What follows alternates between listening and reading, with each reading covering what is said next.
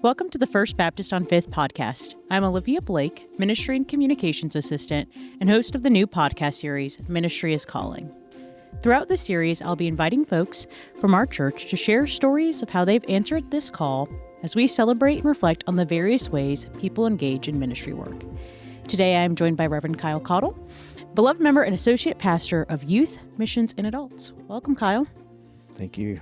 Good to be here. Yeah. So for anyone who may not know you beyond kind of your role on Sunday mornings and seeing you around the office, can you tell us a little bit about yourself? Yeah. So I had a youth come to my office yesterday and he said, "Oh, you have like a 9 to 5 thing here?" So I'm like, yeah, I do more than just youth. Yeah. And that's part of it. But there's other things to plan for. Yeah. So married, have a daughter, a dog, a cat. They are all female except for me. So, that's just kind of my life. I play music, and so that's a big part of my life.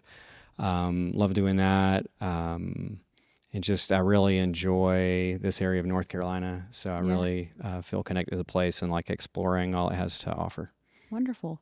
So beyond, this like view of the family, which very funny that it's a house full of girls. I grew up with a house full of guys, so opposites. Yeah. But I'm curious kind of what brought you to Winston specifically originally? So I was born here. Fair. Yeah. Okay. Yeah, So I was born here. And, awesome today. My sister-in-law is going to have a baby. Oh, my goodness. Very exciting. I will have a little nephew very soon. So shout out and prayers to them today. But that's what brought me to Winston-Salem. Born here. A lot of my family lives in kind of the Forsyth County and Stokes County area, just north of here. But then growing up, my family moved when I was 5 or so down to Columbia, South Carolina. Okay. So I would come up here and spend summers with my grandparents and everything. And always felt very connected to the place. And then we moved back after I finished high school, and then ended up going into college, graduating UNCG. Okay. So I spent some time in Greensboro, and then have been in Winston quite a few years now. Yeah, and I know Wake Divinity, because we've talked about this before, but was that an immediate jump straight from UNCG, or kind of what you mean starting that career and deciding where you wanted to go education? What did that look like? So the interesting thing with that, I always, even growing up, I was very interested in theology and the big questions and stuff like that. So I kind of always knew I wanted, I was well, how do you study that? And so I would read, I think we got Christianity Today or some magazine like that. And I would just kind of look oh, these places have divinity schools or seminaries or whatever. Yeah. And I was but how do you get there? Oh, I guess I got to get an undergrad first. Yeah. But I always knew I was very interested, probably even more so interested in theology at the time than now. Though that's a big part of my life, but I think that's grown and expanded. But always knew that I wanted to do some kind of theological studies. Didn't know really what that would lead to or what that would look like. I just was really into the. I wasn't really thinking as much what that would lead to as that I really enjoyed being part of that, asking the questions, the writing part, and really the after class part where you'd be talking with other people about what you were talking about. So kind of randomly, so I went through undergrad. I really had no idea what I wanted to major in or anything like that. I tried out a few different things, took general classes, did okay, but I just never could land what do I want to study. And then I happened to take I was very fearful at the time about taking foreign languages. Interesting. Because I was really scared. I was scared I wouldn't do well. But I ended up doing Latin and did very well. So which helped when I learned Hebrew and Greek. So but I guess I was just kind of fearful of language in a way. But was just taking kind of random classes, and then so I was in college during 9/11, when that happened, and so it was and at least in the religious studies field, obviously that brought up a lot of questions about what is the relationship between Islam and Christianity, and thinking about world religions and how does that contribute to peace in the world or the opposite of that. And so I took this course. It was called Radical Islam, and a lot of it we learned like. I'm just thinking back at some of the things I brought up in class, which were really ridiculous, but like just things you don't know at the time because you never really consider that part of the world until those events. Absolutely. But just being in that class, it was like a seminar style, even though we had like 20 students. I think one student was Arab. He was from Saudi Arabia. So that really kind of expanded. He was kind of felt like he had to defend himself all the time. Yeah. Even there just as a student, but it was very interesting, but it kind of really expanded my imagination for that. And because of that, I decided to go into the religious studies major. Yeah. But it wasn't solely, I had a couple like theological courses, but a lot of it was like religious history and specifically like history of American religions and that kind of thing. Did some Judaism courses and like that, but I really loved my undergrad experience as kind of a broad religious studies. Yeah, that's wonderful. So talk me through, obviously that sounds like a very formative experience. Then I guess your next steps both in education and career from undergrad. Was it a straight into seminary after kind of settling into the religion major, or did you pursue any other degrees or? Yeah. So I've always had a ton of odd jobs. Yeah. And I need to sit down and list all the jobs I've had in my life. Yeah. Like it's really confounding actually. But I was just like, I grew up in the kind of family that was like, okay, you're 16, you need to go to work. Yeah. So yep. Or like get some kind of job, Absolutely. Because we value hard work. Yep. So like I've had all these different odd jobs. One of the things I did for a lot of years was I was a baker. Okay. And so I did that at this like gourmet grocery store called the Fresh Market. Yeah. And eventually, like, I think I took a gap in college because me and Charlotte got married. Yeah. And so she was still going to school at UNCG, but I was like, I'm just, because it was, like I said, I was just not very directed. I was like, I like music, but I also like doing this. But also now I'm married, feel like I need to make some money. So ended up managing the bakery at like 21 or 22 or whatever. Yeah. I did that for about a year and I was like, I think I'm called to go back to school and finish up because absolutely. I kind of, it was okay. But yeah, management, not my favorite thing, but I mean, it's part of life. And I was like managing people 10, 20 years older than me, which was kind of awkward. Yeah. Even though I could do a good job, it was kind of awkward. Yeah. And so kind of did that, and that kind of led me back to school. And then even after school, like I always leave places on good terms because I mean I've been back at this church. This is my third tour here. And so I do leave on good terms, and though I do leave. But that was like that with the bakery. I had left, but then I was like, I need to make a little bit of money while I'm at college. So I worked at the Greensboro store. Okay. And then when I came back to Winston, you think you get out of college, all these jobs are just going to magically appear. Oh man, I've been primed my whole life. Like, this is going to, the only way to have a future is this degree. And then nobody wants me, that kind of thing. So I had about a year that I was working back in the grocery store again, I think this time in the deli or something like that. So I know kind of too much about food service and retail, but it's really good experience to have conversations with people that are into those things. Yeah. So it's like kind of, I see it as all like sources of trivia. Yeah. That's kind of how I approach life. Absolutely. So just learn new things. But after I think a few months, like I knew I wanted to do something. I wasn't really sure.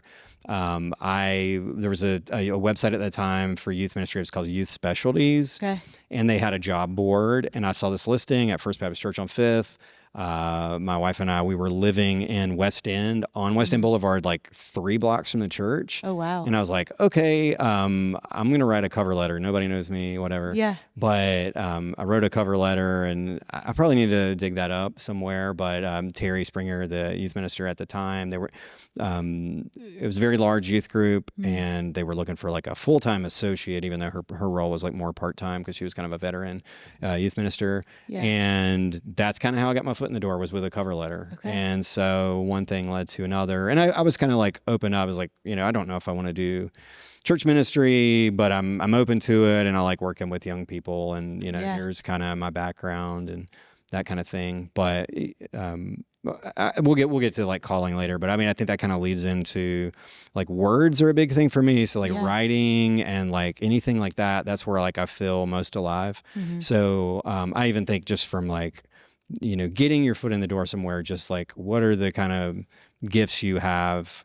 If words are there, well, let's use some words in a way to make a positive difference. So that was kind of the first step, and then was here about 3.5 years, and I'm like, okay, I think I've been here long enough. I do want to go to divinity school. Yeah. Had some friends I had made in the community that were already attending Wake Div. So I did 1 year as like exploratory. So I think I took Old Testament 1 and Old Testament 2 with Professor Neil Walls, and then went more full time. And then as Charlotte became a PT, like I could finally, I think it was the first time that I could actually just study and not have to work a lot in my life. So that was really good. Absolutely. That's wonderful. So I'm curious, this, cover letter leading to a position kind of awakened this idea of like, how can I better utilize my gifts, and looking at that as kind of a lens for calling. So I'm curious, obviously now deeper into ministry work than you were then. Do you view ministry work as a calling or vocation, or do you view it more as kind of like an area or career? Because I think oftentimes it's given that elevation of vocational status, and just curious, where do you land on that? Yes. Yeah. That's I kind of see it as both in a way. And so like one thing, like if I were to approach calling now, I would say you don't have a calling, you are a calling. And so it's kind of that shift to like focus on who your true self is. And then if you get that right, then that's going to shine light in the world, whatever you do. And so I've seen people, say they are called to, maybe they're really good with numbers, and so that they are called to do finance or something. Yeah. And like, to me, I'm like, well, that doesn't really seem like calling, but then if you get to know those people, you're like, okay, this is really their giftedness. Yeah. And so I think one thing we've done poorly as the church, big church, is kind of put vocational ministry on a pedestal. And I know, like when I was growing up, and I don't know for you, you're like, who's called to vocational ministry? Like that's a thing. Like the Jesus who walked around in the Holy Land. Like that was like, that's a career I could have, I just kind of imagine like you're hearing that and kind of growing up. So it did seem to be like, oh, if you want to feel special, that would be the route to go. Also, like, depending on your like horizon of like what kind of things you're exposed to and influenced by, if you want to do a little more thinking and writing and creativity, like if you grew up in the church, like ministry could be, depending on your like personality. Absolutely. So, like that's a very viable option.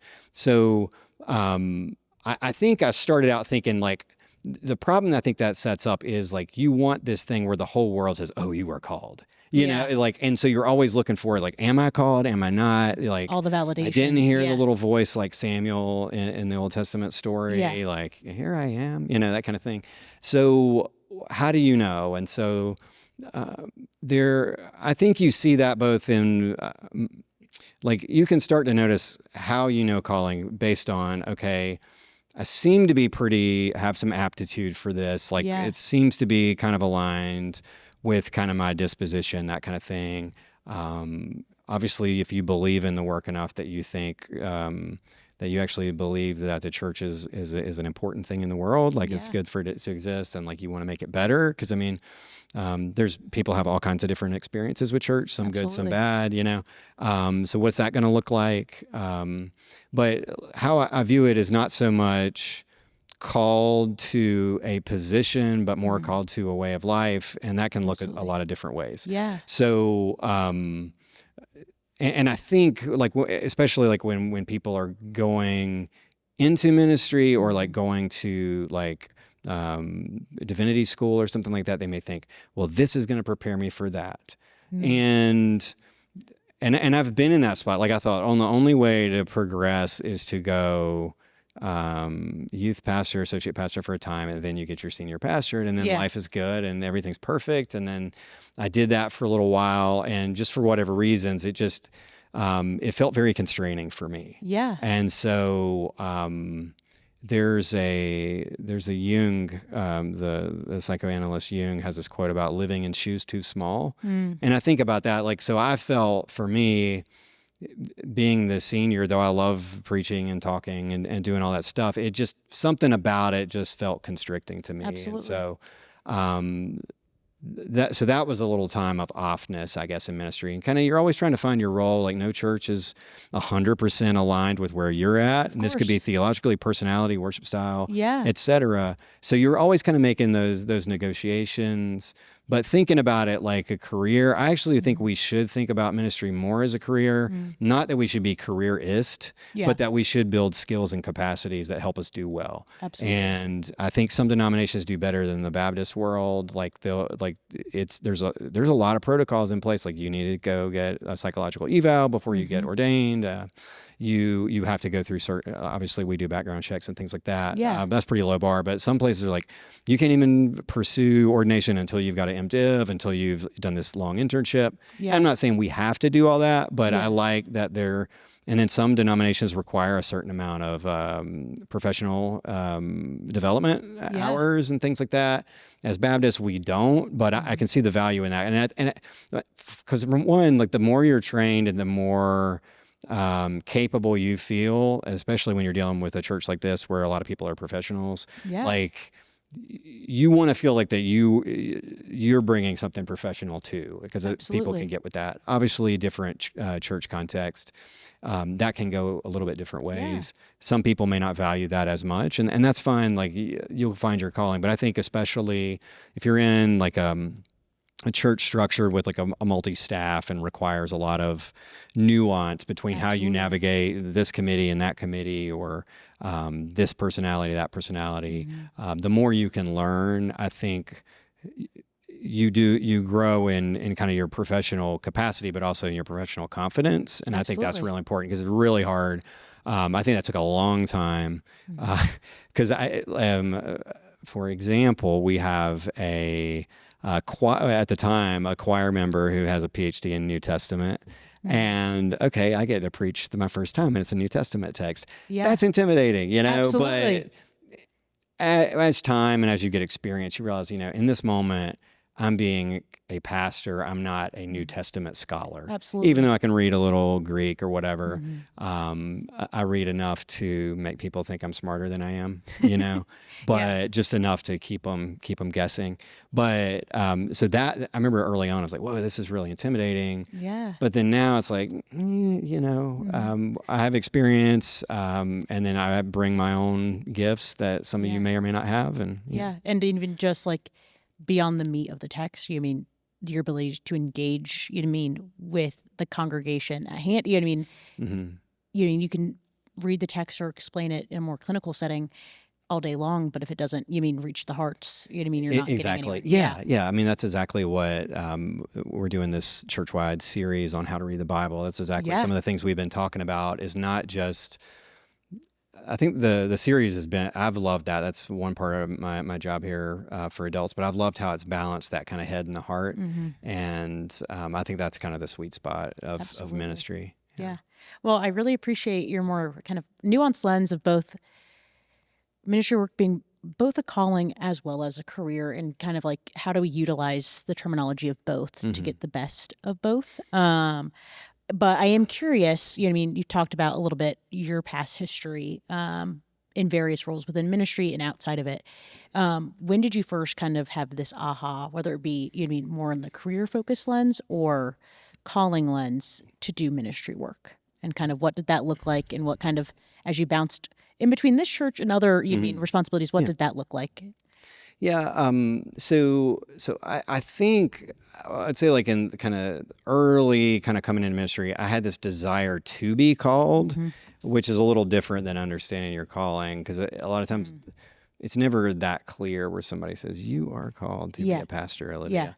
So sometimes it's a lot more subtle than that. Absolutely. And you just, sometimes other people notice things like I guess it's any career or any calling, but the things that you don't even think about that you're doing that other people notice is not always the things that you think. So that's just something kind of to think about. But I mean, I think the shift kind of happened in coming back into this role here, especially because I had taken some time off of ministry after COVID. I was doing a paralegal job, and was fine. All my financial needs were being met and everything, but did desire to do work that's a little more creative and flexible and stuff like that. So yeah, I realized, over time I built this resume and these skills, these things I can do, but also want to align that in a way that I think's move in positive direction. Absolutely. So that's kind of like, I think calling is not like a place to land, but really a direction you're going. Yeah. So, and we don't always know where that's going to end up or what that's going to look like. But if you think it's kind of like your guiding light, like, wanting to do good in the world or wanting to tell good stories and about the good news, things like that. Yeah. By saying looking at it in a broader lens than rather like, how do I keep making it more niche with time, keeping it open to a larger purpose? Yeah.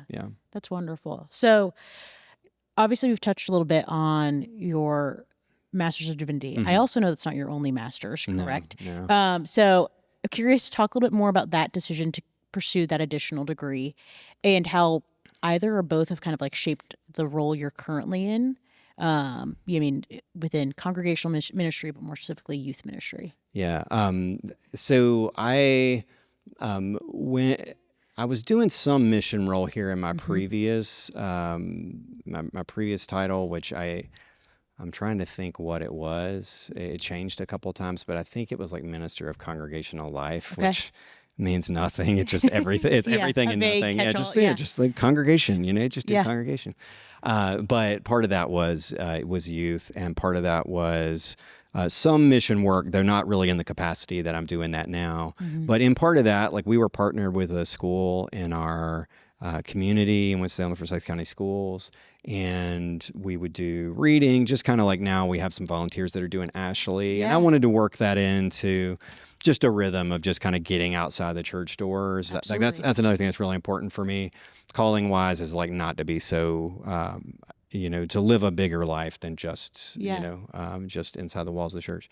But so I would go over there and read with kids, most of whom were Latino, and so that maybe their first language was Spanish or something like that, and just kind of read with them and be a presence with them. I really liked that kind of work. And just the connections I made. I was ready for a transition. I didn't really know what I wanted to do at the time or where I wanted to go. So I thought, I found this program at UNCG, and it was like a year and a half, like master's, and you could get certified, which I did get certified. I haven't kept that up in teaching. And I taught for probably a year and a half or so. And then I've done some additional ESL, like volunteer kind of work with adults. But I was also kind of doing I was pastoring a church, bivocational, so I would do the teaching plus doing like 20 hours at a small church in Pofftown, and it was a lot between those two things. And so like, there was a time when people were saying, "Oh, bivocational is the future." Yeah, this was all said by people who had full-time positions. Yes, and so it's challenging. Though a lot of people do that, and across our country. Yeah, it's hard to sustain. It really requires a lot of someone. But was doing that, and it was like, can I do both of these? I needed the income for both of them for sure, but when a full-time position opened up, I decided to take that in ministry again. Absolutely. But a really great experience. The school I was teaching at, like I was the only white male on staff. And so I just learned so much just about the world from that. And just, it was, Title I school, so high poverty. And just, it really opens my eyes to see like the realities of our world and of our city, because it was in Winston-Salem. And that has probably forever shaped me. So in like a way that like, the experience changed me more than the master's thing. I really liked part of the program for ESL was linguistics, which I really loved. Yeah. And so like I could have just, I was like, all my classes were just linguistics because I find that fascinating. It's the word. So that was my undergrad it was Spanish, but I focused heavily on the linguistics as well. It's just really fun. Yeah. All that stuff. But yeah, that was kind of my transition from that, how it shapes my kind of work with missions here. You know, we have partners like Una Bendición and others. I know World Relief, one of our missions partners, like a lot of their funding got cut with recent government decisions and how we're not, welcoming to refugees anymore. So they've kind of shifted their focus to include more ESL and things like that. So I'm able to at least speak with some knowledge to those people and kind of understand kind of the situation of some communities. And so, and then our work with Forsyth Strong, there's a lot of Latino churches in there. So I just think like that's really helped my capacity with relational way. And then how that impacts youth, I do. And this is where I would love to see. I mean, MDiv was 90 hours, right? So that's a lot of studying. Yeah. They've trimmed it down some, but it's a lot. It's very history, theological, biblical language kind of focus. But you're not getting some of that practical stuff. I would have loved if they had. I did take a Christian ed class. But it was almost like a survey instead of like building some of those like really good, almost like a practicum where you could really build good educational, just learning some basics of how to lead a group. So a lot of that has been through experience. Applying the skill, in the class while you're still within the degree, rather than having to figure it out on your own after. And you will figure it out, but having a more guided structure would be helpful. Yes. Yeah. And then with time, you can make a conversation with youth go better. But I remember early on, there was a lot of awkward silence, and I can deal with that more than some, but. I'm just like, oh, where is this going to go? This youth has just said some completely inappropriate comment. It derailed the whole conversation. How do I turn it back? Yeah. And, I've gotten a lot better with that. But I would say the education really helped in, especially like relating to different learning styles. Like, and we have that like, so for our kids who maybe neurodivergent or something, and like just trying to find teaching ways that are inclusive to them and can really reach the very diverse needs of our group. So that like the differentiation is what they call it in education. Yeah. And so that's been really, really good. Helpful. Yeah, absolutely. That's wonderful. So looking back on this kind of like journey through ministry, like stepping away for some time and coming back to it again, I'm curious, this idea of, I think, a larger purpose rather than, ministry calling in particular, of just bringing good into the world. How would you say you've lived into that best, and how do you kind of hope to continue to do so, in the years to come? So the first thing I thought about, like the ways I've done it best, I think they're not as intentional. Yeah. And it's just like, so we just took the students to camp a couple of weeks ago, and those kind of things, the conversations that one thing leads to another thing, or on a hospital visit, and then you have this conversation with a family or something. And those are not planned, you know, but they're very meaningful. Absolutely. And like, people, and sometimes you experience this thing together, or you go to a mission project together, and then now you have this way that you connect, and that goes with you for years with people. So that I think that's kind of the first part of your question. Was the next like where the direction it's going? Yeah. So I think like try to be open to that. I had one of my performance reviewers last year. She said something to the effect of, find what you like and do more of that. And I thought that's like a really good advice for calling. Absolutely. And just find, there's a Howard Thurman quote. He says, don't ask what the world needs. Ask what makes you come alive and do that. Yep. Because the world needs people who have come alive. And so I love that too. And I think her quote was kind of like a different way of saying that. A nod to that. Yeah. Absolutely. Yeah. That's wonderful. So curious, maybe that is the piece of advice. Maybe it's not. This has been proven to be the hardest question for people to answer when they've been in the hot seat. But if you could tell younger self one thing, whether that's, starting divinity school or even just starting this current role, what would you tell yourself? Be open to many different things. Okay. And don't say that your life has to be this thing or it won't be good. Yeah. you might end up in smaller shoes than originally. Yeah, if you stick yourself to those boxes. If you thought the only thing I ever need to do is if I get my own church, if I get this position, or if I get that, or if I get the right church, or then I'll be happy. Yeah, and then you just keep chasing that. Yeah, and you'll get there, and eventually something will make you not happy. Yeah, wonderful. So staying open. That's great. Well, thank you so much for sharing parts of your story with me today, and with our audience. And thank you, audience, for once again tuning in and listening to this next episode of Ministry is Calling. We look forward to engaging with you again soon.